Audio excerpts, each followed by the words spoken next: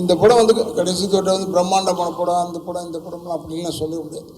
கதைக்கு தேவையானதை எடுத்திருக்காரு. ஆனால் எடுத்தது பூரா கொடைக்கானல், பாண்டிச்சேரி இப்படி தான். எந்த பிளேஸுமே it is not a very cheap place. அது ரொம்ப அற்புதமான விஷயம் என்னென்னா, அதில் எல்லோரும் வாடகைக்கு ரெசார்ட்டுக்கு வந்து தங்குவாங்க.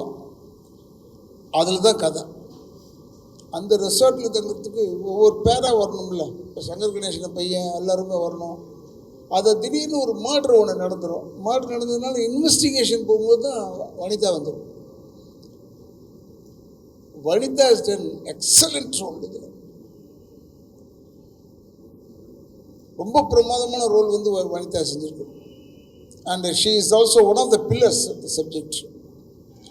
நல்லா பண்ணியிருக்காங்க. என்ன ஒன்றுன்னா, நான் எல்லாரையுமே வந்து நீங்கள் என்ன போடுறதுக்கு ஏதாவது விஷயம் வேணுமேன்றதுக்காக சொல்கிறது. ப்ரொமோஷனுக்கெல்லாம் வரணும் இவங்கெல்லாம். ப்ரெஸ்ஸில் இருக்கிறவங்க வந்து சீப்பு கிடையாது. ப்ரெஸ்ஸில் நம்ம போய் பேசுகிறதுனால நமக்கு என்ன வரப்போகுதுன்னா, எதிர்காலத்தில் நம்ம வாழணும்னா இந்த காலத்தில் ப்ரெஸ்ஸை மீட் பண்ணித்தான் ஆகணும். ப்ரெஸ்ஸுக்கு மரியாதை இல்லைன்னா அப்புறம் என்ன இருக்குது? அவர் வாண்டடாக சொல்கிறாரு, சார் ப்ரெஸ் மீட் மாதிரி வச்சுருக்கோம் சார், வந்துடுங்க சார்னா. எனக்கு வந்து இது 50th இயர் இல்லையா, எனக்கு உடம்பு சார், சும்மா ஏரியா, நீ வெளியே வேலைக்கு போகிறேன்னா இவர் என்ன செய்ய முடியும்?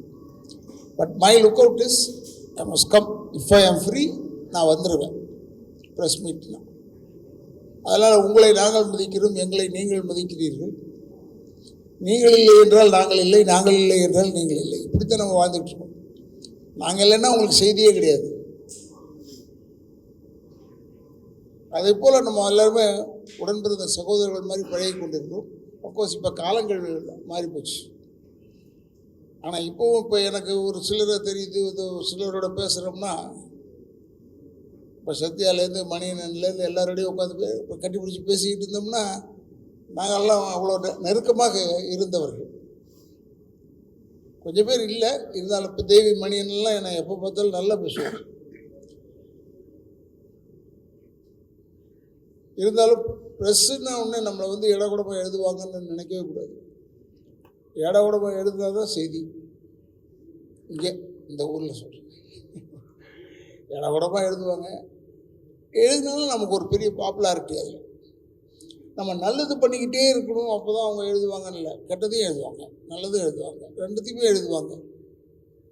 அதனால் இந்த படத்தை பொறுத்தளவில் இது ஒரு சின்ன படம் அப்படின்லாம் நினைக்காம, படத்தினுடைய நாட்டை பாருங்கள், எவ்வளோ எக்ஸலண்ட்டாக நவீன் அதை ட்ரீட் பண்ணியிருக்கான். இந்த கதையை செலக்ட் பண்ணி எடுத்த ராஜேஷ் ஆகட்டும், ரொம்ப அற்புதமாக பண்ணியிருக்காங்க. இது வந்து முதல்ல எனக்கு ஒருத்தர் சொன்னது, ஒரு ஆப்பிள் ஜூஸ் வாங்கி 4 பேருக்கு பிரித்தா அது தப்பு இல்லைல்ல. ஆனால் ஒரே ஆப்பிள் ஜூஸ் வாங்கி 16 பேருக்கு பிரித்தா தான் தப்பு அப்படின்னு சொன்னார். எதுக்கு சொன்னார்னு தெரியல, இப்போவும் அதை தான் ஞாபகம் வந்துக்கிட்டே இருக்குது. பட் அது கரெக்டான விஷயந்தான். ரொம்பவும் சிக்கனம் போட்டால் படம் கெட்டு போயிடும். அது மாதிரி ராஜேஷ் அவர்கள் இந்த படத்தை வந்து நல்லபடியாக எடுத்திருக்காரு. அண்ட் நவீன் அவர்கள் வந்து ரொம்ப எங்களுக்கெல்லாம் சிரமம் இல்லாமல் நாங்களாம் நடித்தோம். ஒன்று கொடைக்கானல் இடம் ஒன்று இருக்குது, இருந்தால் கூட ஒர்க்குன்னு வரும்போது கொஞ்சம் கஷ்டம்தான். It was difficult. நல்லா பண்ணார். அண்டு என்னுடைய அத்தனை நன்றிகளும் ராஜேஷ்க்கும் டைரக்டர் நவீனுக்கும் சொல்லிக்கொண்டு, இதில் கலந்து கொண்டு இருக்கும் சையத் அவர்கள். அவர் வந்து அடுத்த படத்துக்கு ஹீரோ, இன்னொரு படத்தில் ஹீரோ பண்ணியிருக்காரு. இருந்தாலும் அவர் வந்து இதில் வந்திருக்காரும் போது எனக்கு மிகவும் பெருமையாக இருக்கிறது என்று கூறி, அத்தனை பத்திரிகைக்காரர்களுக்கும் என்னுடைய வணக்கங்களை கூறி நன்றியை கூறி விடைபெறுகிறேன். நன்றி, வணக்கம்.